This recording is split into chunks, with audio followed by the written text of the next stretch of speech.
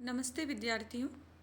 आज हम तृतीय विभक्ति के नए सूत्रों के बारे में पढ़ेंगे। क्रम प्राप्त अब सूत्र है अपवर्गे तृतीया। अपवर्गे शब्द का अर्थ होता है फल प्राप्ति। अपवर्ग का अर्थ दर्शनों के में मोक्ष प्राप्ति भी लिया जाता है, किंतु यहाँ व्याकरण सम्मत अर्थ है फल प्राप्ति। तो अपवर्गे फल प्राप्ति अर्थ द्योतित होने पर तृतीया विभक्ति होती है। यहाँ पर हम द्वितीय विभक्ति का एक सूत्र जो पहले पढ़ चुके हैं, कालाध्वनोरत्यंत संयोगः, उस सूत्र की अनुवृत्ति आएगी। और उस सूत्र की अनुवृत्ति आने के बाद इस सूत्र का अर्थ होगा कि फल प्राप्ति अर्थ द्योतित होने पर कालवाची कालाध्वनोरत्यंत संयोगे के हिसाब से कालवाची और मार्गवाची शब्दों में तृतीया विभक्ति होगी। परंतु ध्यान देने की बात यह है कि यह तृतीया विभक्ति तब ही होगी जब कालवाची और मार्गवाची शब्दों के साथ अत्यंत संयोग हो। अब प्रश्न यह उपस्थित होता है कि पुराने सूत्र में तो कालवाची और मार्गवाची शब्दों के साथ अत्यंत संयोग होने पर द्वितीया विभक्ति हो रही थी, और यहाँ पर कालवाची और मार्गवाची शब्दों के साथ अत्यंत संयोग होने पर तृतीया विभक्ति होगी। तो यह बात कैसे स्पष्ट की जाएगी कि कहाँ हमको द्वितीया करनी है और कहाँ तृतीया करनी है? तो इस बात का उत्तर यह है कि जब कालवाची और मार्गवाची शब्दों का अत्यंत संयोग हो और फल की प्राप्ति हो रही है अथवा नहीं हो रही है। यदि फल की प्राप्ति हो रही है तो तृतीया विभक्ति आएगी, और फल की प्राप्ति नहीं हो रही है तो वहाँ पर द्वितीया विभक्ति आएगी। उदाहरण से समझिए इसे। अन्हा क्रोशेन वा अनुवाको धीतः। अन्हा का मतलब होता है दिन भर, क्रोशेन का मतलब है कोस भर में, या तो पूरे दिन भर में या कोस भर में। अनुवाको यानी उसने एक अनुवाक का अधीतः अध्ययन कर लिया है। ये अनुवाक एक पाठ की तरह होता था। जो प्राचीन समय में जब वेद पढ़े जाते थे तो पूरे दिन भर पढ़ने वाली जो एक पाठ्य विषय वस्तु होती थी उसको अनुवाक कहा जाता था। तो किसी ने एक अनुवाक पूरे दिन भर में, या कहीं वो यात्रा करने जा रहा है तो पूरे यात्रा भर में उसने उस अनुवाक को पढ़ लिया है। तो इस कालवाची शब्द यहाँ पर है अन्हा, और मार्गवाची शब्द है यहाँ पर कोस। तो इस पूरे समय का अनुवाक अधीतः क्रिया के साथ में अत्यंत संयोग हो रहा है। वह पूरे कोस भर में और पूरे दिन भर में उस अनुवाक को पढ़ रहा है, और अनुवाक को पढ़ के अधीतः यानी उसने उसको पूरा पढ़ लिया है, समझ लिया है। अगर उसने पढ़ने के बाद उसको वह अर्थ नहीं आता है तो उसको फल की प्राप्ति नहीं हो रही है। अगर फल की प्राप्ति नहीं हो रही है तो फिर यहाँ पे अन्हा और क्रोशेन दोनों में तृतीया के स्थान पर द्वितीया विभक्ति आने लगेगी। लेकिन अगर उसने पढ़ लिया है और उसका फल की प्राप्ति हो गई है, उसको समझ में आ गया है, तब वहाँ पर तृतीया विभक्ति होगी, जैसा कि यहाँ पे इस उदाहरण में दिया हुआ है। यदि फल की प्राप्ति नहीं होगी तो कालाध्वन और अत्यंत संयोग से द्वितीय विभक्ति होगी। जैसे उदाहरण से समझिए, मासम अधीतः न आयातः। वह पूरे मास भर पढ़ा लेकिन उसको वह समझ में नहीं आया, तो यहाँ पर मासम में द्वितीय विभक्ति हो गई है, क्योंकि न आयातः से सिद्ध हो रहा है कि उसको फल की प्राप्ति नहीं हुई है। अन्य उदाहरण सूत्र पक्ष में देखिए। द्वादशभिः वर्षैः व्याकरणं श्रूयते। वह 12 वर्षों से व्याकरण सुन रहा है। तो द्वादशभिः और वर्षे 12 वर्ष दोनों के अंदर ही यहाँ पर तृतीय विभक्ति है, क्योंकि उसने व्याकरण सुनी है, पूरे 12 वर्ष तक अध्ययन किया है और उसको वो समझ में भी आ गई है। मासेन अध्ययनम कृतवान। वह पूरे मास भर अध्ययन किया। तो यहाँ तृतीय विभक्ति से ही गतार्थ है कि उसको फल की प्राप्ति हो गई है। अगले सूत्र पर चलते हैं। पृथक विना नानाभिस्तृतीया अन्यतरस्याम। पृथक विना नाना इन शब्दों के योग में अन्यतरस्याम, ये सूत्र तृतीय विभक्ति के अंतर्गत पढ़ा गया है, तो तृतीय विभक्ति तो इसमें होगी ही होगी। अन्यतरस्याम से ये कहना चाह रहे हैं कि यहाँ पर द्वितीया भी हो जाएगी और पंचमी विभक्ति भी हो जाएगी।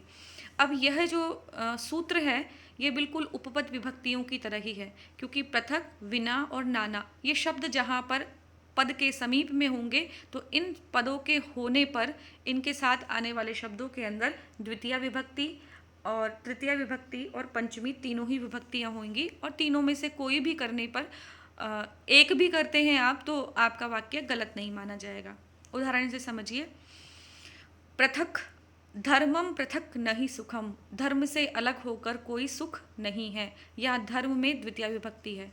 इस उदाहरण को इस तरह से भी लिख सकते हैं, धर्मेण पृथक नहीं सुखम, धर्म से पृथक होकर कोई सुख नहीं है। इस उदाहरण को पंचमी विभक्ति से इस प्रकार भी कह सकते हैं, धर्मात् पृथक न ही सुखम, धर्म से पृथक होकर कोई सुख नहीं है। तो धर्मम अथवा धर्मेण अथवा धर्मात्, तीनों ही विभक्तियों का प्रयोग किया जाना शुद्ध होगा। किसके योग में? पृथक शब्द के योग में। दूसरा उदाहरण देखिए, विना के अर्थ में। विना के अर्थ में हमने सामान्यतः द्वितीय विभक्ति ही पढ़ी है, किंतु यह सूत्र बताता है कि उसमें तृतीया और पंचमी भी लग सकती है। तो धर्मम धर्माद धर्मेण विना न सुखम, जिसके बिना, जिससे अलग होना, और नाना का अर्थ भी आगे बताएंगे। तो जिसके बिना और जिसके से अलग होना प्रयोग करना हो हमको, उसी में द्वितीया, तृतीया और पंचमी विभक्ति लगेगी। नाना शब्द का अर्थ देखिए, सामान्यतया हम नाना शब्द को विभिन्न प्रकार के अर्थों में देखते हैं, लेकिन नाना का अर्थ भी विना के अर्थ में ही प्रयोग किया जाता है। जैसे नाना नारीम निष्फला लोक यात्रा, नारी के बिना लोक यात्रा निष्फल है। तो यहाँ नाना का अर्थ विभिन्न प्रकार से नहीं अपितु विना के अर्थ में प्रयोग किया गया है, और नारिम में यहाँ पर द्वितीय विभक्ति आई है। गुणानुरोधेन विना न सत्क्रिया, गुणों के अनुरोध के बिना सत्क्रिया नहीं करनी चाहिए। किराता जो नियम की एक सूक्ति है ये, और विना के योग में यहाँ पर गुणानुरोधेन तृतीय विभक्ति का प्रयोग किया गया है। यह जो साहित्यगत उदाहरण दो मैंने आपको दिए, एक तो नाना नारीम निष्फला लोक यात्रा और गुणानुरोधेन विना ही सत्क्रिया, ये उदाहरण इसलिए दिए गए हैं ताकि इस बात की पुष्टि हो सके कि विना और नाना के अर्थों में द्वितीया और तृतीया दोनों विभक्तियां ही होती हैं। अब एक मैं आपको नियम बताना चाहूँगी यहाँ पर। चूँकि हम यहाँ लघु सिद्धांत कौमुदी पढ़ रहे हैं, तो सारे सूत्र जो सिद्धांत कौमुदी में या पाणिनि अष्टाध्यायी में दिए गए हैं वो सूत्र हम यहाँ नहीं लेते हैं, लेकिन फिर भी कुछ जो तो अलम का प्रयोग हमने बहुत अधिक कक्षाओं में पुस्तकों में देखा है, तो आपके लिए जानना भी आवश्यक है कि अलम के योग में कौन सी विभक्ति लगती है। अलम के प्रयोग में तृतीया विभक्ति प्रयोग की जाती है। आगे हम चतुर्थी विभक्ति में इसका प्रयोग दूसरी प्रकार से भी देखेंगे। पर अलम के प्रयोग पर तृतीया विभक्ति कब प्रयोग की जाती है? जब हमें किसी चीज के लिए मना करना हो। जैसे अलम श्रमेण, अब आप श्रम करना बंद कीजिए या मत कीजिए। अलम रुदितेन, अब आप रोना बंद कीजिए। इस प्रकार जब किसी चीज का निषेध करना हो, मना करना हो, उस अर्थ में अलम का जब प्रयोग किया जाए तब वहाँ पर तृतीया विभक्ति लगेगी। यह भी उपपद विभक्तियों में ही गिनी जाती है। आप इस बात का यहाँ ध्यान रखिएगा, हम तृतीया विभक्ति में अलम में तृतीया विभक्ति का प्रयोग कर रहे हैं। जब हम चतुर्थी पढ़ेंगे तब अलम का किसी और अर्थ में प्रयोग करने पर वहाँ विभक्ति भी परिवर्तित हो जाती है। आगे पढ़ते हैं। क्रम प्राप्त अब एक और उपपद विभक्ति का सूत्र है, प्रकृत्यादिभ्यः उपसंख्यानम। उपसंख्यानम शब्द का अर्थ विकल्प से ही लिया जाता है, और यहाँ प्रकृत्यादिभ्य का अर्थ है प्रकृति नाम का एक गण है। अब ये गण क्या होते हैं? गण होते हैं कुछ शब्दों का एक समूह होता है जिनमें एक जैसे सूत्र प्रवृत्त होते हैं, तो वहाँ पर उसको एक गण के अंदर निश्चित कर दिया जाता है, और उस गण का जो प्रथम अक्षर होता है उसी के नाम से उस गण का नामकरण कर दिया जाता है। तो प्रकृत्यादिभ्य का अर्थ है प्रकृति नाम के गण में उपसंख्यानम, यानी उसका उन शब्दों का प्रयोग करने पर आप तृतीया विभक्ति का प्रयोग करेंगे। अब प्रकृति गण में कौन कौन से शब्द पढ़े गए हैं? प्रकृति, सम, विषम, सुख, दुख, गोत्र, नाम, आत्मा, द्विद्रोण, प्रायः, धान्य, चरित और वन्य। यहाँ आप अधिकतर शब्दों के अर्थ तो जानते होंगे, एक द्विद्रोण का अर्थ नहीं जानते हो। द्विद्रोण का अर्थ होता है, द्रोण का मतलब होता है बाल्टी, और द्विद्रोण का मतलब है 2 बाल्टी। देखिए यहाँ पर किस तरह से इनके प्रयोग करने हैं। प्रकृत्या चारु, प्रकृति से ही चारु का मतलब सुंदर है। तो इस प्रकृति गण के जो शब्द हैं ये जहाँ कहीं भी प्रयोग किए जाएंगे इन्हीं शब्दों के अंदर तृतीया विभक्ति लगेगी। सम का तृतीया विभक्ति होगी समेन, सम का मतलब समान रूप से, विषमेण विषम रूप से, यहाँ विषमेण में णकार का प्रयोग किया गया है क्योंकि रसाभ्याम नौनः समान पदे से एक समान पद होने पर शकार का प्रयोग जहाँ किया गया हो वहाँ पर न के स्थान पर णत्व हो जाता है, इसलिए यहाँ पर शब्द विषमेण बना है। सुख सुखेन, दुख दुखेन, गोत्र गोत्रेण, नाम नाम्ना, आत्मा आत्मना, द्विद्रोणेन, प्रायेण, धान्येन, चरितेन और वन्येन। अब देखते हैं इनके साथ प्रयोग और इनके अर्थ भी समझ लेते हैं। प्रकृत्या चारु, प्रकृति से ही जो चारु यानी सुंदर है। समेन एति, समान रूप से जाता है। एति धातु या प्रापणे धातु होती उसका रूप बनता है ये, याति और एति। समेन एति, समान रूप से जाता है। विषमेण एति, विषम रूप से जाता है। सुखेन याति, सुखपूर्वक जाता है। दुखेन याति, दुख पूर्वक जाता है। गोत्रेण गार्ग्यः, वह गोत्र से गर्ग है। नामना सुतीक्ष्ण, वह नाम उसका नाम सुतीक्ष्ण या वह सुतीक्ष्ण नाम से जाना जाता है। आत्मना चतुर्थः, आत्मा से वह चौथा व्यक्ति है या आत्मा से व्यक्ति से तात्पर्य लिया गया है। द्विद्रोणेन धान्यम कृणाति, वो दो द्रोण मतलब 2 बाल्टी भर से धान्य को खरीदता है। प्रायेण याज्ञिकः, वह प्राय यज्ञ करने वाला है। चरितेन शुद्धः, वह चरित्र से शुद्ध है। वन्यत्वेन वन्यम जानामि, वह वन्यत्व से वन्नी जानी जाती है। वन्नी का अर्थ होता है आग। आग में आगत्व होता है, जैसे पशु में पशुत्व होता है, मनुष्य में मनुष्यत्व होता है, स्त्री में स्त्रीत्व होता है, बिल्कुल वैसे ही हर एक वस्तु के अंदर उसी का तत्व होता है, उसी से उसे जाना जाता है। तो वन्यत्वेन यानी वन्नी में जो वन्यत्व है उसी से वह आग जानी जाती है, यानी आग में जो जलाने का सामर्थ्य होता है उसे वन्यत्व कहते हैं। आगे पढ़ते हैं। हेतौ, या हेतु शब्द में विभक्ति लगी हुई है सप्तमी, जिसका अर्थ है हेतु में। जैसा कि हम जानते हैं अधिकरण जो सप्तमी विभक्ति होती है उसका अर्थ में और पर में प्रयोग किया जाता है, वैसे हेतु के साथ अगर सप्तमी लगाएंगे तो रूप बनेगा हेतु, अर्थ होगा हेतु में। तो हेतु में या करण में तृतीया विभक्ति होती है। अब करण में तृतीया विभक्ति तो हमने पढ़ ही ली है, पर यहाँ क्या कहना चाहते हैं कि हेतु शब्द अगर कहीं द्योतित हो रहा हो, द्योतित का मतलब अगर तात्पर्यार्थ से निकल रहा हो कि किसी कारण से यह कार्य किया जा रहा है, तो वो जो कारण है वहाँ पर वह हेतु कहलाएगा और उस हेतु वाले कारण के अंदर तृतीया विभक्ति लगेगी। उदाहरण से समझिए। पुण्येन दृष्टो हरिः, पुण्य से, पुण्य के कारण से यानी हमको पुण्य मिले या देखने वाले को पुण्य मिले, इसके लिए वह हरि का दर्शन करता है। तो किस कारण से हरि का दर्शन कर रहा है? पुण्य के लिए, तो यहाँ पुण्य में लगेगी तृतीया विभक्ति।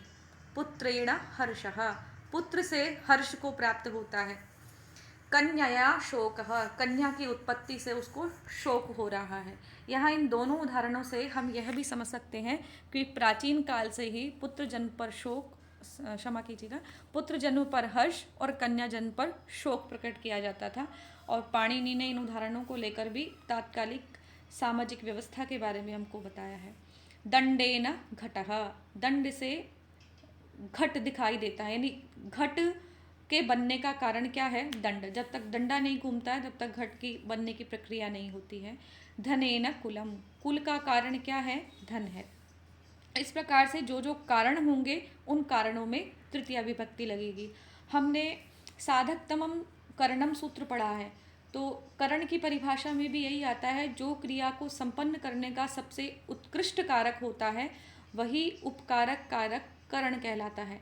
तो वहाँ तो साक्षात हमको साधन पता लग जाता था। यहाँ ये कहना चाहते हैं कि किसी उद्देश्य से अगर कोई कार्य किया जा रहा है तो वह उद्देश्य या वह हेतु, वह कारण, हमारा कारण को भी हम करण की श्रेणी में ही गिनेंगे। अब हेतु या करण में क्या भेद होता है? करण केवल क्रिया का साधक होता है, परंतु हेतु में द्रव्य भी होता है, गुण भी होता है, क्रिया भी होता है, और इनमें से तीनों में से किसी का भी साधक हो सकता है, जबकि करण केवल क्रिया का साधक होता है। जैसे हमने लिखा था कलमेन लिखति, तो लिखति जो क्रिया है उसका को संपन्न करने वाला साधन क्या है? कलम है। तो वो कलम वहाँ पर द्रव्य के रूप में आ रहा है। यहाँ पर जो हेतु है वो उस क्रिया का केवल साधक है। यहाँ पर हर्ष, शोक, घट, ये द्रव्य भी हैं, इनमें गुण भी है, इनमें क्रिया भी है। तो ये किसी के भी साधक हो सकते हैं, और वहाँ केवल वो करण जो होता है वो क्रिया का ही साधक होता है। इसके अतिरिक्त करण सदा व्यापार युक्त होता है। मैंने व्यापार का अर्थ आपको पहले भी बताया था। व्यापार का अर्थ होता है क्रिया। तो करण हमेशा व्यापार युक्त होगा, कि लिखती में कलम जो है, कलम जब तक लिखने की क्रिया करेगा, या फिर परशुना छिनत्ती से, परशु जो काटने की कुल्हाड़ी जैसी होती है, तो वो उसका व्यापार काटना, वो जब तक नहीं होगा तब तक उसको करण नहीं कहेंगे। परंतु जो हमारा यह हेतु है, ये व्यापार से युक्त भी हो सकता है और ये व्यापार से रहित भी हो सकता है। दोनों ही प्रकार का हो सकता है। आगे आने वाली कक्षाओं में हम तृतीया विभक्ति के जो अन्य सूत्र हैं उनके बारे में चर्चा करेंगे और चतुर्थी विभक्ति भी प्रारंभ करेंगे। धन्यवाद।